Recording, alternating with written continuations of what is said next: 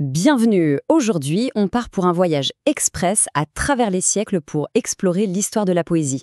On va voir comment cet art a évolué pour dire et chanter nos émotions. Alors, on va commencer par tordre le cou à une idée reçue. Quand on pense poésie, on imagine souvent des rimes, des règles compliquées, mais est-ce que c'est vraiment que ça? Eh bien, la réponse est beaucoup plus intéressante. En fait, pour comprendre ce que c'est, il suffit de revenir à l'origine du mot. Poésie, ça vient d'un mot grec, poiéin, qui veut dire fabriquer, créer.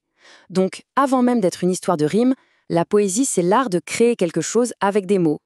Voilà le programme de notre exploration. On va d'abord voir les débuts, très réglos, puis on verra la grande révolution qui a tout bousculé, ensuite la liberté totale des poètes plus récents, et on finira par se demander où est la poésie aujourd'hui. C'est parti! Allez, on plonge dans la première grande période. Au tout début, la poésie, c'était impossible de la séparer de la musique, des dieux et surtout de règles très strictes. Ce qui est super intéressant, c'est de voir comment ça évolue. Dans l'Antiquité, le poète est presque un messager des dieux.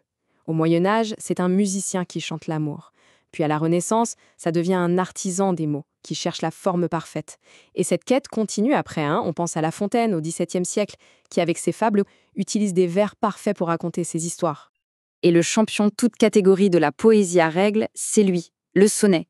On pourrait le voir comme une cage, c'est vrai, 14 vers, pas un de plus, des strophes bien précises, une mécanique d'horloger, mais c'est ça qui est fou. C'est à l'intérieur de cette cage que les poètes ont trouvé le moyen d'exprimer les émotions les plus intenses sur l'amour, la mort, le temps qui file. Bon, on a vu les règles, la perfection, la tradition. Maintenant, accrochez-vous bien, on va tout faire exploser. Bienvenue au XIXe siècle et à sa grande révolution poétique. Alors, qu'est-ce qui change concrètement?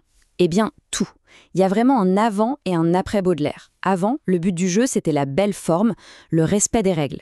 Après, l'important, c'est l'émotion brute, la sensation. Le poète n'est plus un simple artisan, il devient une sorte de voyant qui explore le monde moderne et ses propres angoisses. Cette révolution, elle est menée par deux grandes équipes, si on peut dire. D'un côté, les romantiques, comme Victor Hugo. Pour eux, tout tourne autour du moi, des sentiments, de la nature. De l'autre côté, les fameux poètes maudits. Baudelaire, Rimbaud, Verlaine. Eux, ils plongent dans le côté sombre de la ville, dans la modernité, et ils cherchent à casser les codes. Cette phrase de Rimbaud, elle résume tout. Il faut être absolument moderne. C'est plus qu'une phrase, c'est un cri de guerre. On fait table rase du passé, on invente une nouvelle façon de voir le monde, et donc une nouvelle façon de l'écrire. Et la révolution est tellement forte qu'elle s'attaque au cœur même de la poésie. Le vers. C'est la naissance du poème en prose.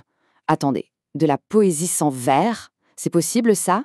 Eh bien oui, c'est la grande invention de Baudelaire. Il nous montre que la poésie, ce n'est pas une histoire de forme, mais d'intensité, d'image, de musique des mots. Une fois que cette porte de la liberté est ouverte, c'est une véritable explosion de créativité qui va déferler sur tout le XXe siècle et jusqu'à aujourd'hui.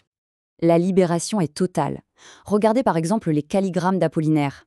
Ici, les mots ne servent plus seulement à être lus, ils servent aussi à être vus. Le poème prend la forme de l'objet qu'il décrit. La poésie devient visuelle. À partir de là, la poésie part dans toutes les directions. Certains, comme les surréalistes, l'utilisent pour explorer le monde des rêves. D'autres, pendant la guerre, en font une arme pour résister. Il y a ceux comme Prévert qui montrent que la poésie se cache dans les choses simples du quotidien. Et aujourd'hui, elle est plus vivante que jamais. Elle se chante et surtout, elle se déclame sur scène avec le slam. Ok, après ce grand voyage, on en arrive à aujourd'hui. La poésie, en 2024, ça donne quoi? C'est une vraie question. Dans notre monde hyper rapide, hyper connecté, est-ce qu'il y a encore eu place pour la poésie? La réponse est un grand oui. Elle n'a pas disparu, pas du tout. Elle a juste changé de visage. On la trouve partout, dans les paroles d'une chanson qui nous touche, dans l'énergie d'un slammer sur scène, parfois même dans un slogan publicitaire bien trouvé. Son cœur est toujours le même, utiliser les mots pour créer un choc, une émotion. Une chose est sûre, ces formes vont continuer à changer. Mais son pouvoir, lui, reste le même. Nous aider à mettre des mots sur ce qu'on ressent et nous faire voir le monde un peu différemment. La poésie, c'est cet espace de liberté qui est essentiel. Alors, la prochaine fois qu'une phrase, dans une chanson ou ailleurs, vous arrête net, demandez-vous, et si au fond, ce n'était pas ça, la poésie?